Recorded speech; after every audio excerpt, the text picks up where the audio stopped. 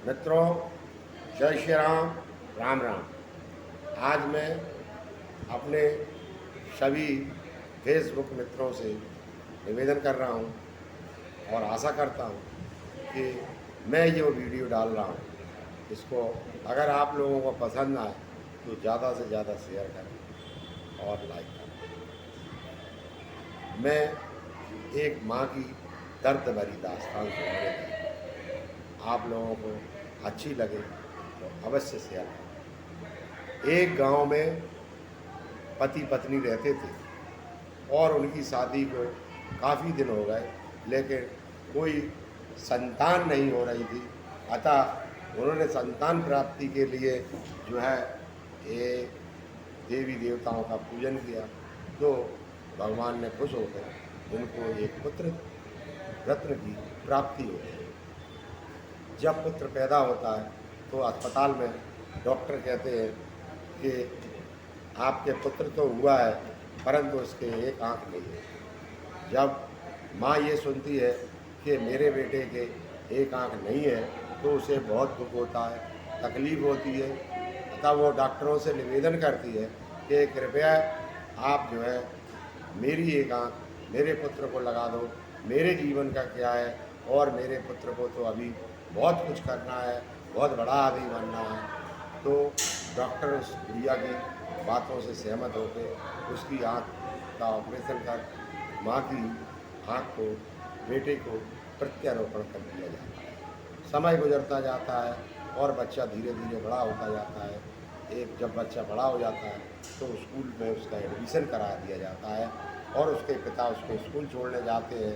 दुर्भाग्यवश एक दिन भयंकर एक्सीडेंट होता है और बेटा तो बच जाता है, लेकिन उसके बाप की मृत्यु हो जाती है। जब बाप की मृत्यु हो जाती है तो बच्चे की पढ़ाई लिखाई का पूरा जो है खर्चा उसकी माँ के कंधों पे आ जाता है और माँ जो है वो अब बच्चे को पढ़ाने के लिए दूसरों के घरों में जाके काम करने लगती है। समय गुजरता जाता है, जब बच्चा बड़ा होता है माँ उसको छोड़ने जाती है स्कूल, तो उसके साथ ही बच्चे को चिढ़ाते हैं कि कानी का बेटा आ गया, कानी का बेटा आ गया। अतः उस लड़के को बहुत बुरा लगता है और वो घर आके अपनी माँ से कहता है, माँ तू मुझे छोड़ने स्कूल मत जाया कर, मैं अब बड़ा हो गया हूँ, मैं चला जाया करूँगा। मुझे सब बच्चे कानी का बेटा कह के चिढ़ाते हैं, इसलिए माँ आप जो है मुझे छोड़ने नहीं जाओ। तो बेचारी जो है बुढ़िया वो मान जाती है और जो है बेटा अकेला स्कूल जाने लगता है। समय गुजरता जाता है और बच्चा जो है इंटर करके फर्स्ट क्लास डिवीज़न से पास करके जो है घर आता है और माँ को बताता है, माँ मैं पास हो गया, अब मुझे आगे पढ़ना है। तो माँ कहती है, बेटा तू चिंता मत कर, तू शहर जा और मैं तेरा खर्चा पूरा उठाऊँगा। और बेटा को जो है शहर में उसका एडमिशन करा देती है। धीरे धीरे समय गुजरता जाता है। अब जब भाई बेटा शहर में पहुंच गया तो माँ जो कमाती थी उससे जो है उसकी पूर्ति नहीं होती थी, इसलिए वो पहले 10 घरों में काम करती थी, फिर 20 घरों में चौका बर्तन करने लगती है और बच्चे को जो है खर्चा भेजती है।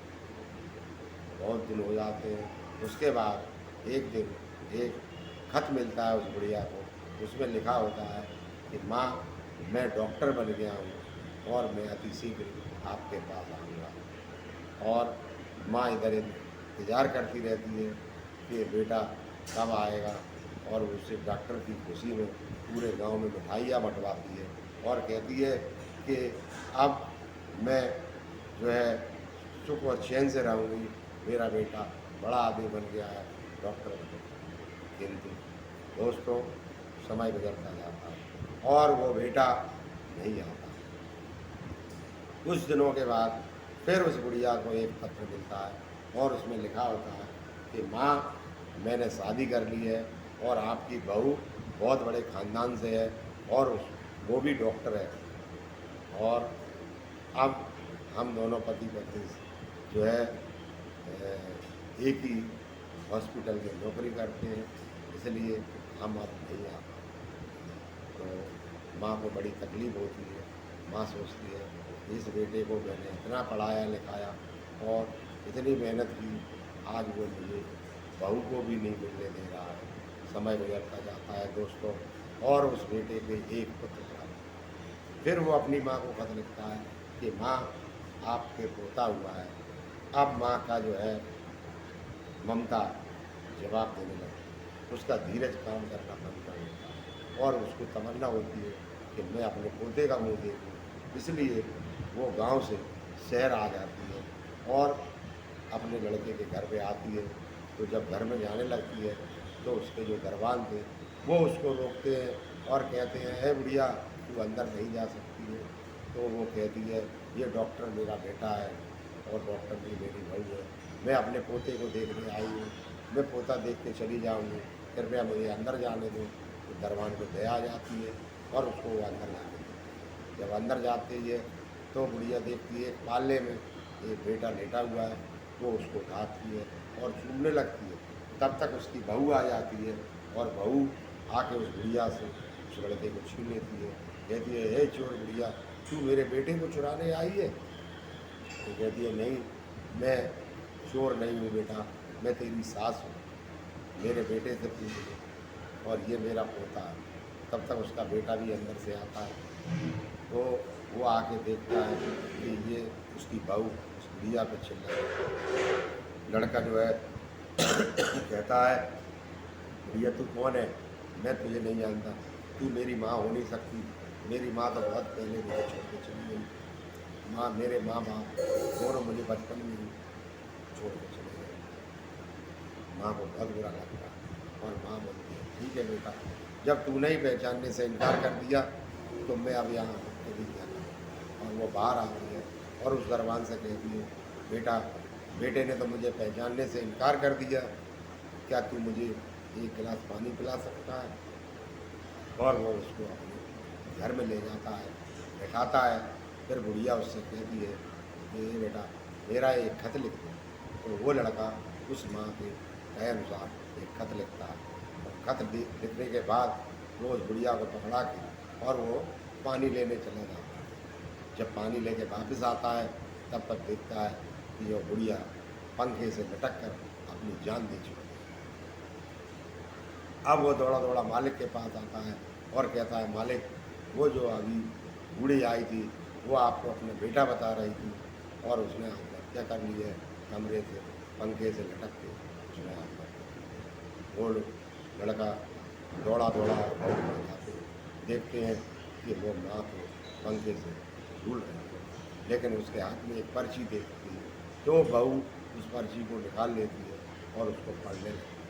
और पढ़ के जब बेटे को सुनाती है तो उसमें लिखा होता है, बेटा, मैं कानी नहीं थी, ये तू जब पैदा हुआ था तो तेरी एक आँख थी, इसलिए मैंने अपनी एक आँख तुझे दे दी। नहीं पहचानने से इनकार कर दिया तो मैं अब इस दुनिया छोड़ के जा रही हूँ।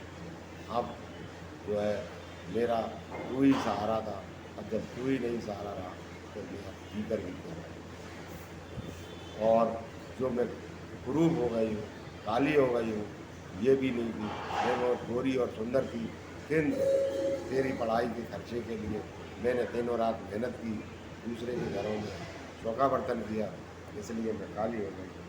अब मुझे मेरा ये रूप और मेरी ये शक्ल पसंद नहीं है, इसलिए दोस्तों अब बेटे को पछताने के अलावा कुछ नहीं था। वो रोते रोते कहता है, माँ, मैं डर गया था कि मेरी बीवी कहीं ये न जान ले कि मैं एक गरीब माँ का बेटा हूँ, कहीं मुझे छोड़ न दे। इस डर के मैं आपको अपनी माँ नहीं कह सका, हो सके तो मुझे माफ़ कर दें। लेकिन अब क्या होता है दोस्तों, माँ तो दुनिया छोड़ के जा चुकी है। अतः दोस्तों, आप लोगों से यही निवेदन है कि अपने माँ बाप की ज़्यादा से ज़्यादा सेवा करें और उनको कोई ऐसी बात न करें जो उनको खुद जय श्री